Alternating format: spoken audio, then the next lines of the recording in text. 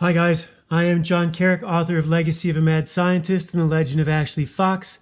Today we're looking at 100 Bullets, number 4, Shot Water Back. This one features Megan Dietrich, and she makes an appearance later on in the series too. The Page of Swords, the Headless Horseman from World Fantasy Tarot, is our card for the day. And you know what? This is pretty relevant too, given our main character who cannot take action.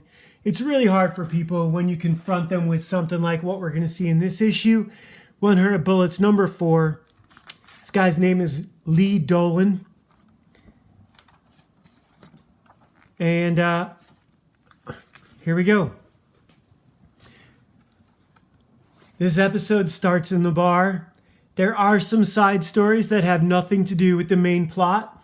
First one starts right here with a joke, and it says, what do you call that space between a woman's breasts? And he goes, I don't know what. Well, if they're your wife's breasts, her knees. And the guy gets pissed. You son of a... He knocks him out. These two know each other. This is like if Cliff and Norm had a fight at Cheers. Not only do they know each other, everyone else knows them. They have names that I don't remember. These two take a bet on it. And this is our main character right here. Knockdown, drag out fight until the wife walks over and cracks one of them over the head, the guy who is not her husband, with a bottle. Could have killed him, right? And that's how everyone else reacts too. Jesus, Marilyn, you could have killed him. Bar people are the worst people in the world. Agent Graves walks in with his Yves Saint Laurent briefcase, which is funny too because I didn't notice that about the briefcase until right now, but I did notice this earlier.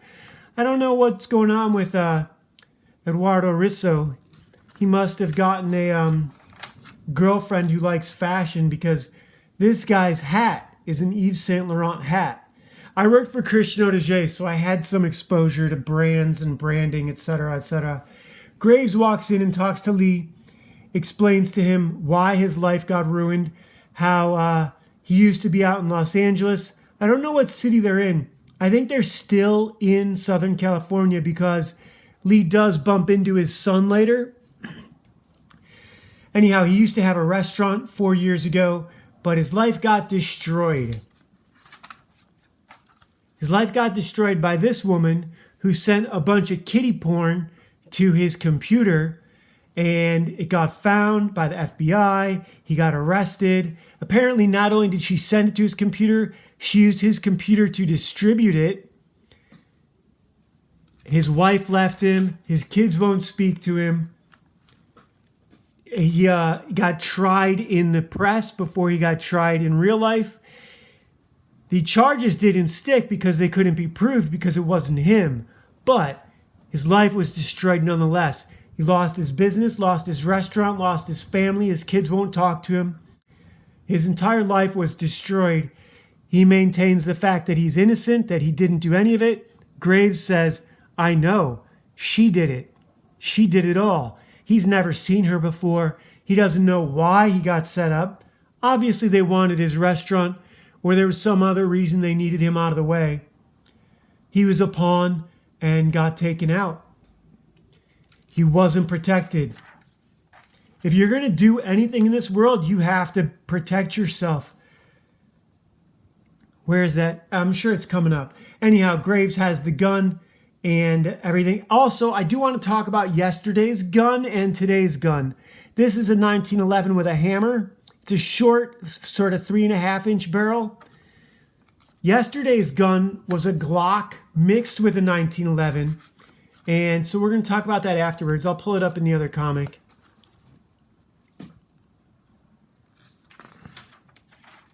Anyhow, Graves tells Lee Dolan, that Megan Dietrich will be in the bar tonight. He will have his chance for revenge. Now look, if your life has been destroyed and someone walks in and gives you a gun and a bunch of bullets and they tell you they're untraceable, how big of a moron do you have to be to believe them? And or How desperate do you have to be for revenge that you don't care? Really what this is, Graves doesn't care about revenge. Maybe he wants Megan out of the way. What he's really doing is recruiting assassins for a private army. And this is their test. This is their trial by fire.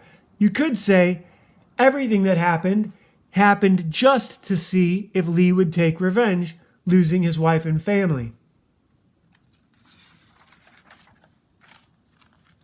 He doesn't believe any of this, of course. It's all nonsense. It's all BS. So Graves leaves. The boss calls and says, I need you to work tonight, a double shift. We're going to have a pub crawl come through, a whole bunch of yuppies. We're going to make more money in one night than we do in a month, and etc., etc. One of my first jobs was in a bar making pizzas when I was still a teenager. It was fun, but I despised the people. I utterly had nothing but contempt for them and the owner. It's not a good life.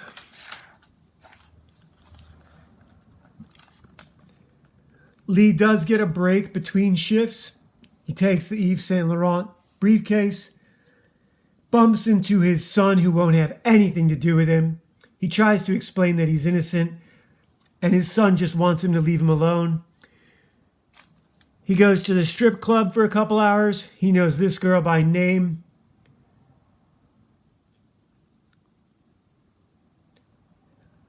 It's very Sin City with the negative space. I've been noticing that. I noticed that on the cops yesterday too. One of the cops was in silhouette while the other one was lit, or was in shadow while the other one was lit. And it worked really good for the panel, although in real life it wouldn't really work that way. Anyhow, he has a brief conversation with a stripper because strippers are great to draw. Conversation is meaningless. He goes back to the bar. He's sitting at the bar as a customer, waiting for the pub crawl to come through. They find, here Marilyn and the other guy are going to go upstairs. Again, this is a minor conversation. It has nothing to do with what's really going on.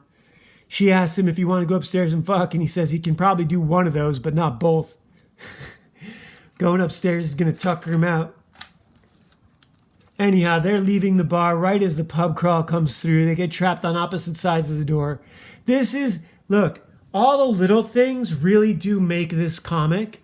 Without the little things, this comic wouldn't exist.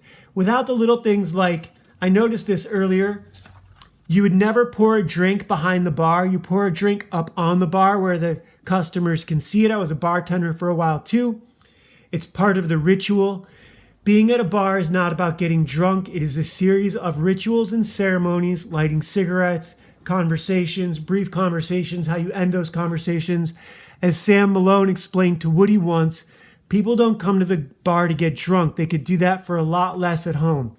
People come to the bar to hang out with their friends and laugh and joke. And that's why I despise bars. I despise bar culture. I despise bar people.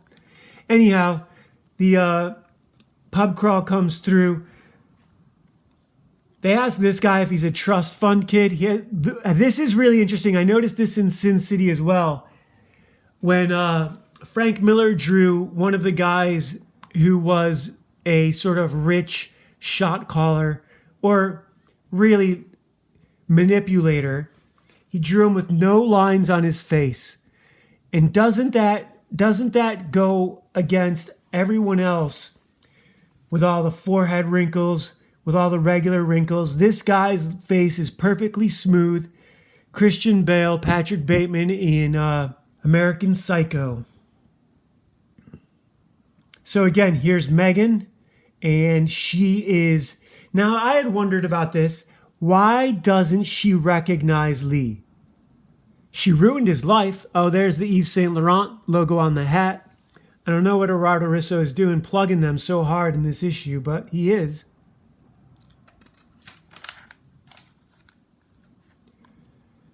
Goes into the bathroom with the gun. Yesterday, and we see it in this one too, The channeled barrel on this gun, you only get in a Glock. We're going to talk about that in a minute. Let's continue on. This does not happen where he shoots her in the head. And that also looks like one of the other girls. That does not look like Megan, although she has the right necklace. He did not shoot her. He gives her a drink. He drops the drink. She does not recognize him or does not acknowledge that she recognizes him. The boss yells at him for dropping the drink. What the hell's the matter with you? Megan goes into the restroom. He follows her. Restrooms are filthy because they are. Bar restrooms are like disgusting. And she's in the stall. He's got the gun. So those channels in the barrel, that happens in a Glock. The other problem with the Glock is the polymer handle and the double stack. It makes it way too wide, at least for my hands. I prefer a 1911 with a single stack. If you can't do it with 8 rounds, 16 ain't gonna help. Anyhow, these two come into the bathroom for a quickie and ask him what the hell is he doing with a gun. He says he saw a rat. She says use a trap as she's walking out. This girl's about to give this guy a good time for $20. Pretty cheap. Anyhow, the bar owner's seeing more cash than he's seen in a couple months. He might get the place repainted, might get a new sign. They're getting ready to leave. Here is that symbol for the trust. And apparently, he takes it off of her jacket. The name of the group in this is the Trust. They're not called the Illuminati. And I know that I didn't recognize this before, but I know that he takes it off her jacket because he holds it up when he says goodbye to her. Right here. This is the end. They're all walking out. He's got her. That's a 13, of course, but he's holding it. See you soon. That's her jacket. He took it right off of it.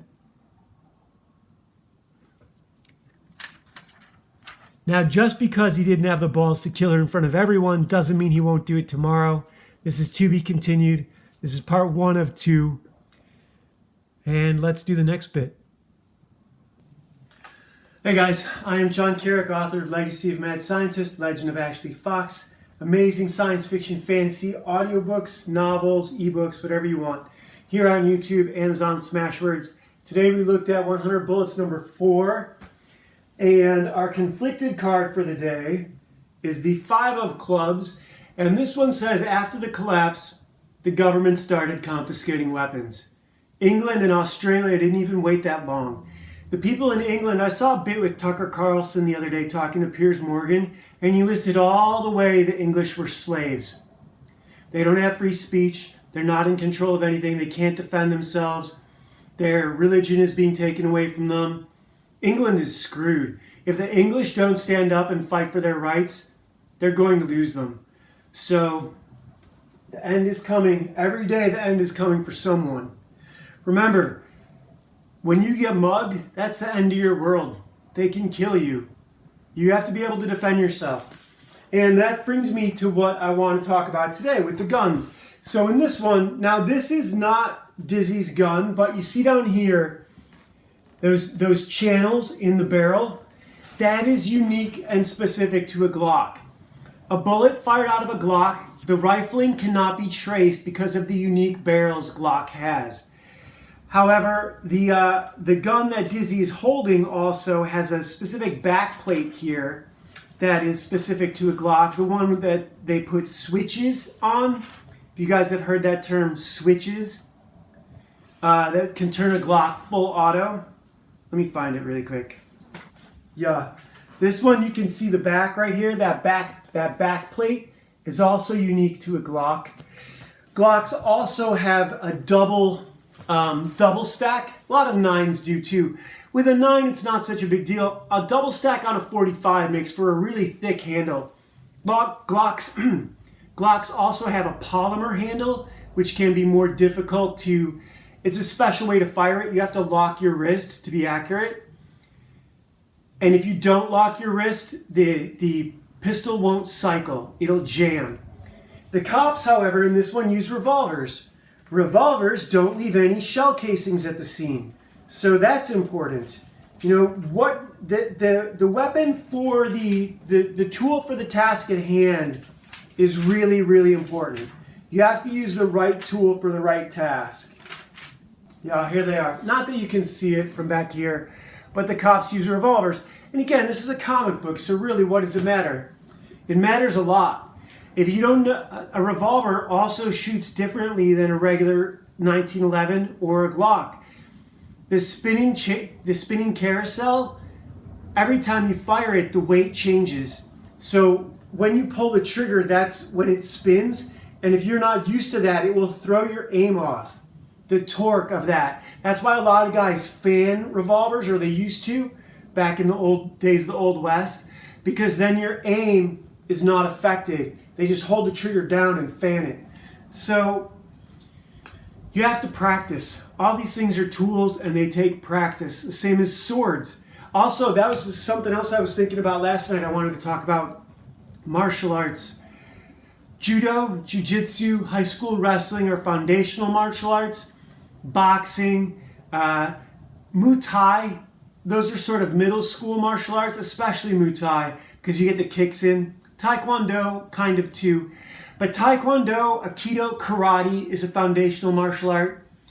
Taekwondo, Aikido, Wing Chun, those are all Aikido definitely. Those are all high-level martial arts after you've mastered the basics. The founder of Aikido had mastered all the other martial arts, Chinese and Japanese.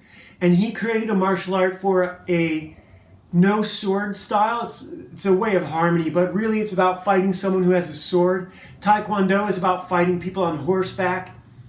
Boxing, if you try to fight the way you do in a boxing ring, in a real fight, you'll destroy your hands.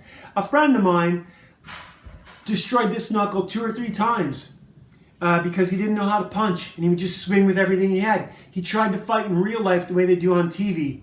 You can't do that. You got to use palm heels like Bas Rutten and Pancrase, and however you say that, Pancrase, palm heels. You have to use that. Elbows in Muay Thai. They're called the 8 gates: elbows, knees, fists, and feet. That's not even counting headbutts. Conor McGregor broke a dude's nose with his shoulder. I think that was Conor McGregor in a fight, in a boxing fight. So you gotta learn these things. When you need them, it's too late. I hope you never need it. So yeah, Ashley Fox Ninja Babysitter. Great comic book here in the description. I would recommend learning all the martial arts. One thing I wanted to say. The Aikido schools are a great place to find Kendo schools. They're usually combined here in the States more often than not. In Japan, it would just be Kendo. But those guys' wrists are so developed, they look fat. They're not. It's solid muscle and tendons from years of using that sword like a fishing rod. Anyhow, as you can tell, I'm a little amped up today. I accomplished some very important things yesterday, so I'm in a good spot, and the rest of my week should be pretty good. I hope I don't have to re-record this, but we'll see what it looks like. See you guys tomorrow.